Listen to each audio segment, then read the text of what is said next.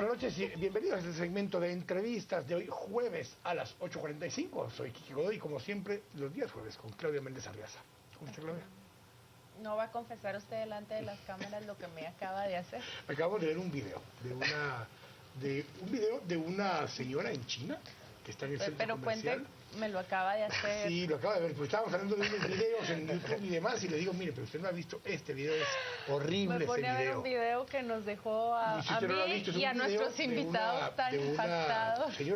Una señora en China, en un centro comercial, Increíble. y se va entre un agujero al final de las gradas eléctricas, ella se la traga el sistema, logra salvar todavía a la bebé, pero eso estábamos viendo antes de que usted nos acompañara al aire, así que bienvenidos a nuestros invitados también, que también vieron el video. Hoy vamos a conversar justamente con Alejandro Rodríguez, quien es ex secretario de Política Criminal del Ministerio Público, y Jordán Rodas, quien ya nos ha acompañado con anterioridad también, y es vicepresidente del Colegio de Abogados y Notarios de Guatemala. Así que bienvenidos a ambos. Buenas noches. Buenas noches, Quique. Buenas noches, Claudita. Alejandro, un honor estar compartiendo con ustedes. Muy buenas noches. Claudia, por favor. Gracias. Ustedes están viendo la jugada desde fuera de esta cancha y han visto que se publican solicitud de antejuicio tras solicitud de antejuicio. 11 en total tiene la Corte Suprema de Justicia, ha descargado ya varios y uno a uno hemos ido viendo cómo se elimina la inmunidad de ciertos funcionarios. ¿Qué nos dice esto del sistema de justicia? Tanto en el plano actual, pero también comparado con el pasado y también de cara hacia el futuro. Bueno, yo pienso que es importante comenzar aclarando que lo que ha hecho la Corte Suprema de Justicia es admitido para su trámite y ha nombrado al juez pesquisidor. Ya luego, con el informe, va al Pleno de la Corte Suprema para ver si se declara o no con lugar y a partir de eso si se quita o no la inmunidad. Pero yo pienso que es un paso positivo para la justicia que se esté ya con estos procesos, porque no hay nadie superior a la ley. El caso de la jueza Carol Patricia Flores es distinto. En este caso ya se ha quitado la inmunidad de la juzgadora. Alejandro, como ex miembro de ese aparato de justicia, como un operador de justicia en sí mismo, ¿cuál es el significado con el que se lee una noticia como esta? No, es muy importante, es un hito histórico, pienso yo. Estamos viendo por primera vez que un juez está siendo objeto de procesamiento, o sea, por lo menos que se ha declarado con lugar el antejuicio, situación que nunca se había dado con anterioridad. Debemos de recordar de que la mayor parte de antejuicios siempre fueron pues desechados directamente por la Corte Suprema de Justicia anteriores en un pacto de impunidad, podríamos decir. Y ahora encontramos que gracias a una nueva reforma legal, que es la reforma que entró en vigencia a finales del 2012, que es la Ley contra la Corrupción, se introducen nuevas figuras jurídicas, por ejemplo, el enriquecimiento ilícito, que es la figura que se le está aplicando en este momento a Patricia Flores. Entonces, creo que estas nuevas herramientas legales nos están dando la oportunidad de llegar a desentrañar pues todos estos sistemas de impunidad que estaban viviendo en Guatemala. Ahora, si vemos justamente el informe de la CICIG, de Iván Velázquez Gómez, del financiamiento político, del sistema político, y vemos que 50% del financiamiento viene de la corrupción y otro 25% viene incluso de temas de narcotráfico, crimen organizado. Es obvio que conforme se empiezan a profundizar investigaciones como lo de Chico Dólar, que ya lo vimos hace unas semanas, como lo del día de hoy del puerto de San José, como el alcalde de San José, su esposa, sus cuñados, empieza a encontrarse una estructura, una ruta, donde lo que estamos encontrando es que van a haber muchas solicitudes más de antejuicio, porque al ser la corrupción el principal financiamiento de campaña, tiene que poder empezarse a solicitar antejuicios contra alcaldes, contra diputados, contra incluso ministros y viceministros. Eso es importante porque viene a fortalecer el sistema democrático, porque antes había un escudo, una impunidad total, que hay de aquel que se atreviese a poner una denuncia y menos con ese pacto de impunidad que había hasta hace poco por parte de todos los organismos que componen el Poder Judicial, que se cobijaban con la misma chamarra. Pero ahora está pasando que antes el organismo judicial no estaba bajo el escrutinio público. Está la corrupción en todos los niveles, pero de los jueces y magistrados no, ahora sí. Recordemos que hay hasta un magistrado que le quitó la inmunidad también, donde hay grabaciones donde estaba recibiendo alguna cantidad de dinero por fallos favorables para determinadas partes. estamos hablando del magistrado Eric Santiago, pero este es uno de los antejuicios que están atrasados. Y qué bueno que Jordán toca ese tema, porque hay que añadir que al de Eric Santiago hay otra serie de antejuicios que también se han aplazado. Mencionemos, por ejemplo, de qué manera se ha detenido el antejuicio hacia Gudy Rivera a través de un recurso de amparo en la Corte de Constitucionalidad. Alejandro, la pregunta directa es ¿por qué unos caminan así, pero otros están detenidos, aplazados para un mejor estudio, como dijo la Corte Suprema de Justicia en referencia a esa solicitud contra Edgar Barquín, vicepresidenciable del líder? Bueno, yo siento que en el caso de Gudy Rivera hay un pronunciamiento de la Corte ya indicando que sin lugar es ese antejuicio, y eso me parece que fue sumamente grave. Se dio en un momento en donde la Corte Suprema de Justicia sentía todavía que tenía como suficiente fuerza como para poder venir y encubrir estos actos. Porque realmente el acto de Gudy Rivera y lo que sucedió con Claudia Escobar en cualquier lugar del mundo es tráfico de influencias. Y definitivamente tenía que ser debidamente sancionado. Y no solo Gudy Rivera, sino que las demás personas que participaron en ese ofrecimiento y que fueron las que realizaron ese acto. Entonces, ahí me parece que se dio todavía como una Corte Suprema que no cedía mucho a las demandas de justicia. Pero creo que todo cambió a partir del 28 de abril. O sea, a partir de ese día ya encontramos que los poderes públicos, no solo el organismo judicial, sino también el organismo legislativo, incluso y obviamente el ejecutivo, pues están siendo sumamente monitoreados, escrutados, y ya no se les permite realizar este tipo de actividades. Y creo que ahora lo que estamos viendo es precisamente una reacción de la Corte Suprema de Justicia ante la demanda ciudadana de que estos casos caminen. Y hay una indignación nacional. Hay una discusión incluso desde el punto de vista jurisdiccional o de doctrina en el tema de los antejuicios, porque si uno lee textualmente del artículo 14 al 17, 18 de la ley de antejuicio, es muy claro los procedimientos dependiendo en qué instancia se presentan. Pero en todos los casos, en la primera instancia, que es la Corte Suprema de Justicia, es más bien un simple gestor que recibe y reentrega, recibe y entrega. Sin embargo, se habla que hay resoluciones de la Corte de Constitucionalidad que la obliga a hacer más que solo recibir y entregar, a hacer casi un paso previo. ¿Cuál es la opinión de ustedes en ese sentido? Porque esas son las dos líneas que hemos visto. Hay casos donde simplemente recibe y lo manda al Congreso de la República o al juez pesquisidor o a la sala si correspondiera, pero hay otros casos donde lo retiene y trata de hacer una investigación propia y emitir una opinión, un criterio, como el caso de Gudy Rivera. Yo soy del criterio que debe únicamente limitarse a trasladarlo, ya sea para el juez pesquisidor o la comisión pesquisidora del Congreso de la República, que son los dos casos específicos que plantea la ley. Pero tradicionalmente la Corte lo que hacía es declarar por base del artículo 4 que era espurio, ilegítimo, motivos políticos. O por motivos políticos. Pero entonces esa es la razón de ya ser. No lo pasaba, claro. ya no lo pasaba, sino que in limine rechazaba digamos el antejuicio. Entonces eso es lo que ha cambiado, por lo menos en la doctrina reciente de la Corte. A mí me llama mucho la atención, por ejemplo, lo que nos han anunciado los diarios hoy. Hubo una contradicción en la información de este día, pero entendemos que se declara con lugar un antejuicio, por ejemplo, no con lugar, perdón, se declara, se tramita el trámite del antejuicio de Manuel Barquín, pero se detiene el de Edgar Barquín. ¿Cuál es la diferencia? Bueno, pues no todo se está juzgando con la misma vara, evidentemente. Esperamos que se aclare la prontitud, porque si no da esa sensación de que quién tiene más influencias o quién pesa más políticamente hablando. Cuando vemos toda esta dinámica, lo que está sucediendo, muchos lo que argumentan es que se está generando un desgaste adicional al sistema judicial por estos casos, algunos que se retardan, otros que no se resuelven de la manera en que el clamor popular quisiera. Pero ¿dónde está el límite del clamor popular y dónde está el poder entender un procedimiento de estos y que se pueda ajustar a derecho las resoluciones que se están haciendo? Bueno, lo que ha sucedido tradicionalmente en Guatemala es que el sistema de justicia ha sido muy lento. O sea, realmente tenemos un sistema de justicia que está muy retrasado en muchas áreas. Por decir un ejemplo, los casos de femicidio están agendando audiencias de debate con un año de retraso. Entonces, existe realmente pues una justicia que no está caminando a la velocidad que se requiere. Eso es absolutamente cierto.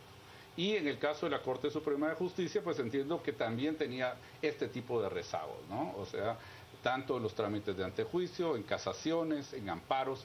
Y hay un tema que quizás no se ha discutido muy seriamente, pero es el hecho que hay que quitarle a la Corte Suprema de Justicia las funciones administrativas para que se dediquen única y exclusivamente a juzgar, qué es lo que tiene que hacer una Corte Suprema de Justicia. Pero eso es un tema que se ha discutido largamente.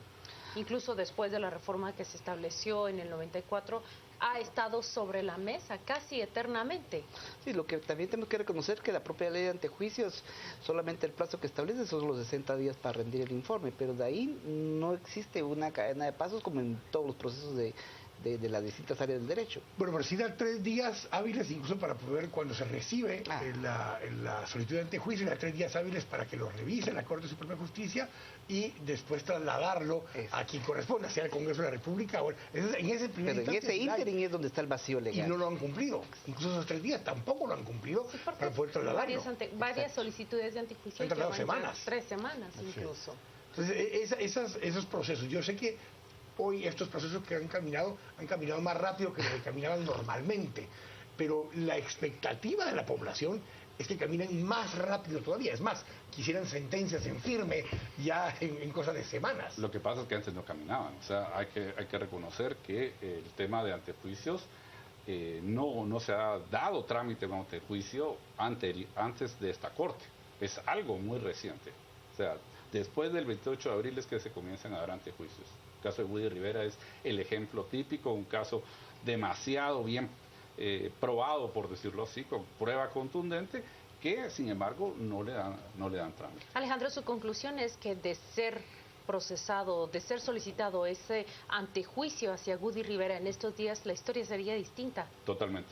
O sea, yo creo que sí, definitivamente el sistema jurídico ya se está permeando, ya se está erosionando la impunidad.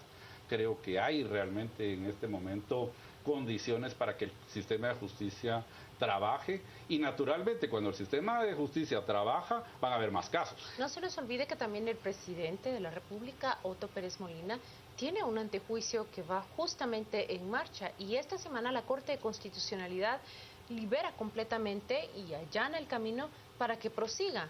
¿Cómo evaluamos quizás el más pesado de los antejuicios en estos días? Ya ha evolucionado positivamente para el Estado de Derecho. ¿Por qué? Porque recordémonos que las primeras resoluciones hasta fueron favorables.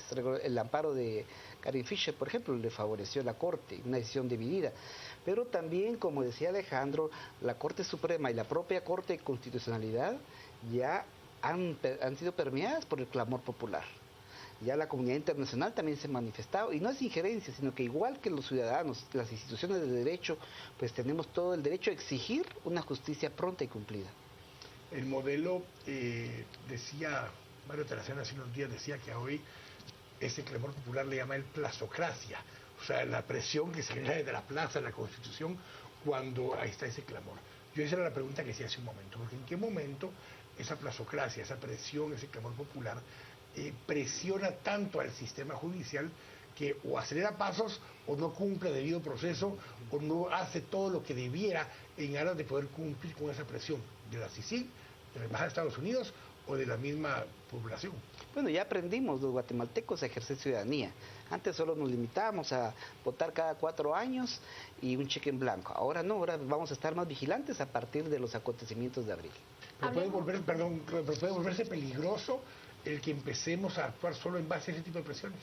Yo pienso de que la justicia tiene que ser pública. O sea, un principio esencial de la justicia es la publicidad y otro principio es la celeridad. O sea, realmente los ciudadanos tenemos que exigir nuestros derechos.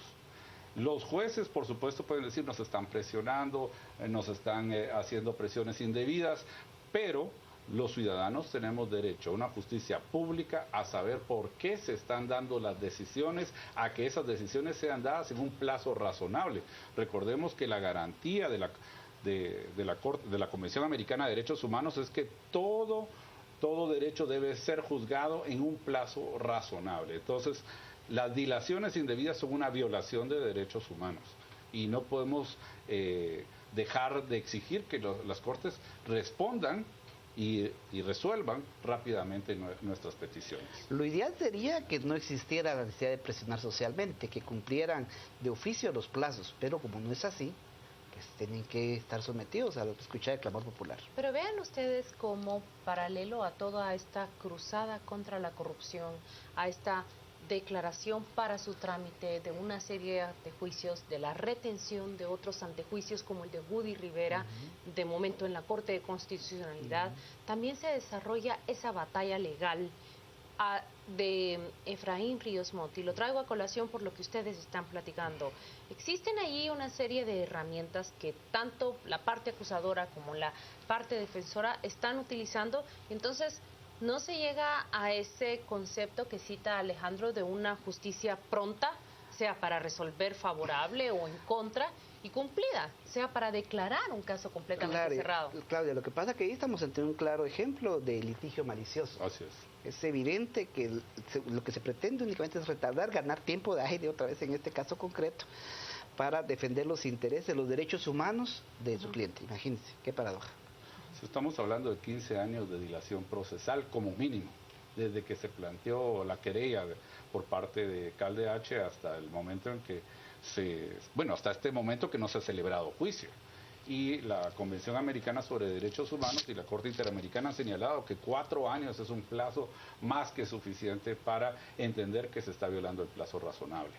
Y yo quisiera abonar en el sentido de que se están planteando amparos, se están planteando una serie de litigios maliciosos y lamentablemente nuestro sistema de justicia no está impidiendo ese litigio malicioso, y es una violación a la tutela judicial efectiva que tienen los ciudadanos. Y lo cito porque son amparos, mediante la figura del amparo, que el presidente de la República, a través de una tercera persona, detiene el curso de su antejuicio, y es también a través de ese recurso de amparo que Woody Rivera ha detenido su antejuicio al punto que se ha prácticamente relegado a un asunto olvidado, ¿no es así? Pues hay que desempolvarlo, seguramente hay que hacer una presión social pública para que este antejuicio de Woody Rivera sea también igual de trámite ágil como estos últimos de los diputados que están siendo involucrados, igual que el candidato vicepresidencial de Líder.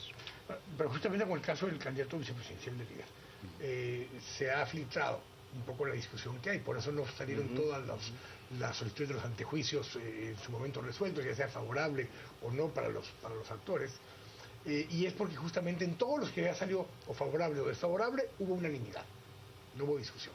Pero en este caso en particular han oscilado entre un 7-6 o un 8-5 y no quieren resolver bajo una división. Por mayoría. Quieren poder resolver por mayoría, la cual se les está volviendo imposible resolver. Pero entonces regreso a la pregunta original. ¿La presión está para resolver en función a lo que el clamor popular está pidiendo o está para resolver en derecho? ¿En qué momento esa presión social que ejercemos en general, porque en el caso de Ríos Montt que traía Claudia, hay un 50-50. O sea, la población no está clara en hacia qué lado debe ir, si debe ser juzgado o no el general Ríos Montt. En este otro caso, como que hay más certeza, queremos que se juzguen a los corruptos. Es más fácil cuando hay clamor popular 100% respaldando algo. Bueno, se dice que el Poder Judicial es un poder antidemocrático, porque se basa exclusivamente en la verdad, es decir, en los hechos y en la justicia. Y no importa si el 100% de las personas quieren que linchen a una persona, si el juez no tiene pruebas, tiene que absolver, y viceversa. Bueno, eso sería lo ideal. Ese es el ideal del Poder Judicial. O sea, el Poder Judicial tiene que ser suficientemente blindado frente a las presiones públicas, pero no por eso va a dejar de ser un poder público, un poder que se transparenta, que motiva las decisiones y que convence a la ciudadanía. Porque cuando emita su sentencia un tribunal, lo que está haciendo es plasmando esos argumentos que permiten entender por qué tomo la decisión y convencerme. O sea, una sentencia tiene que ser lo suficientemente persuasiva para que cualquier persona comprenda que esa decisión es justa. Y si no logra eso, el sistema de justicia no tiene legitimidad. Y hay un problema de gobernabilidad muy serio. Les agradecemos a ambos. Es un tema bien complejo, por eso le hice esa última pregunta en ese sentido. Gracias por haber participado con nosotros. Vamos a ir con Juan Carlos Sandoval justamente a ver qué dice ese clamor popular por las redes sociales. Eso es lo que vemos, Quique. Nos dicen a través de las mismas.